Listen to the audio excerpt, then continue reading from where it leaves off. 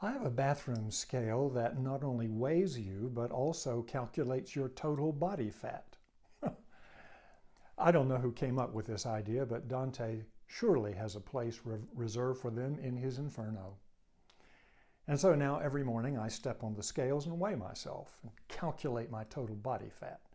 I have to tell you, it's messed with my head. I count every pound, measure every inch, agonize over every failure. Some days I measure up pretty well. Some days not so much.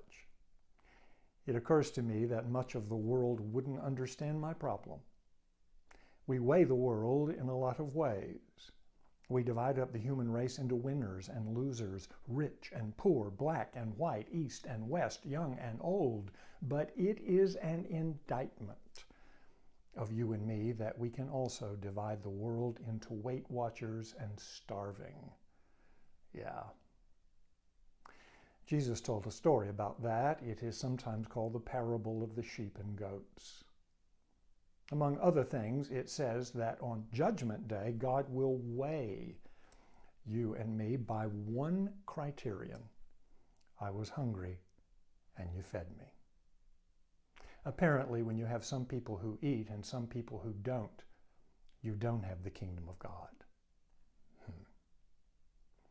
John Barclay, in discussing Paul's collection in 2 Corinthians 8, reminds us that God's grace comes to us always in a circle, not a line, which means that to constrict the conduit of God's grace just to me and mine is to forget that we all of us, stand in a circle of the grace of God.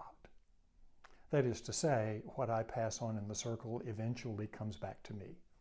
And conversely, when I constrict the circle of God's grace, sooner or later, I am the one who is deprived. There's an old story about a man who dreamt he was transported to the afterlife, heaven and hell.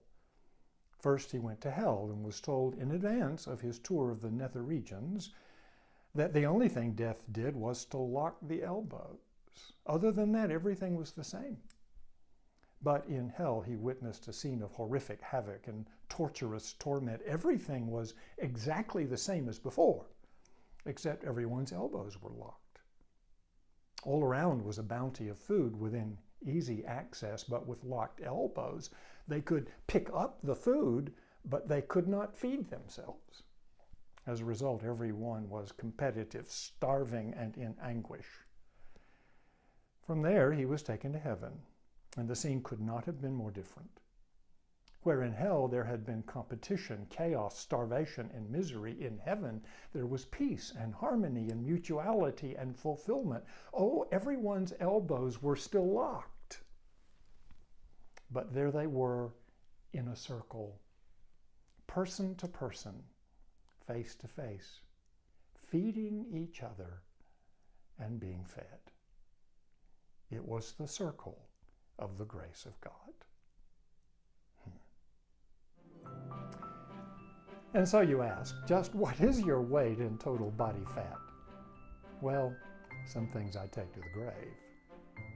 Till next time, take care.